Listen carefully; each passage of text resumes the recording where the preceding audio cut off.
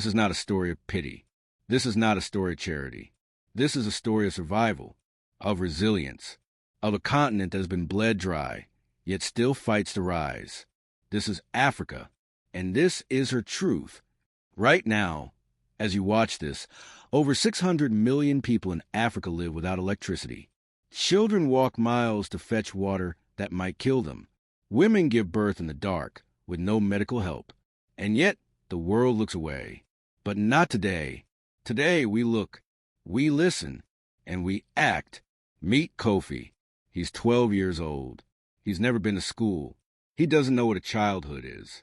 Every day, he descends into the belly of the earth, risking his life to dig for cobalt, a mineral that powers your smartphone, your laptop, your electric car. While you scroll, Kofi suffers. While you drive, Kofi dies. This is the cost of convenience. This is the price of progress. Africa is not poor. She is rich. Rich in resources, rich in culture, rich in potential. But her wealth has been stolen, her people exploited, her future held hostage. For centuries, foreign powers have pillaged her lands, propped up corrupt leaders, and left her people to rot. And yet, despite it all, Africa endures. She fights. She dreams. She hopes. But hope is not enough. Hope doesn't feed a starving child. Hope doesn't cure a dying mother. Hope doesn't build a future. Action does. And action is what we need. Right now, let me tell you about Amina. Amina is 28 years old. She lives in a refugee camp in Somalia. She fled her home when armed militants killed her husband and took her land. Now, she lives in a tent with her 3 children. Every day, she wakes up wondering if they'll eat, if they'll survive, if they'll ever have a home again. Amina's story is not unique. It's the story of millions, and it's a story that must end. But here's the thing, Africa is not just a continent of victims. It's a continent of heroes, of innovators, of leaders.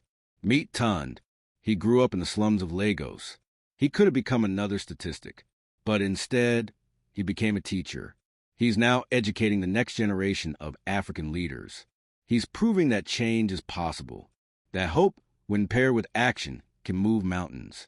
This is the Africa you don't see on the news, the Africa that's rising, the Africa that's fighting back.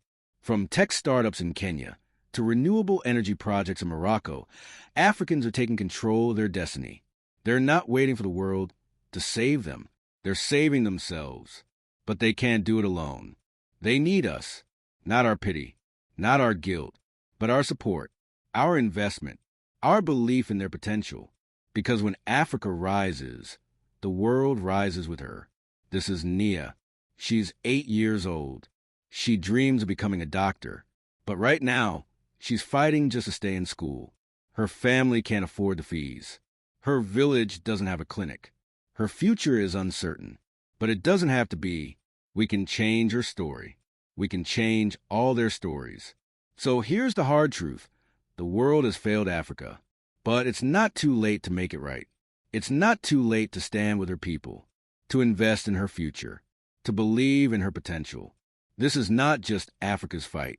It's ours. And it is time we joined it. Africa is not a charity case.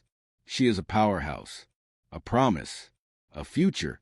And her time is now. Will you stand with her?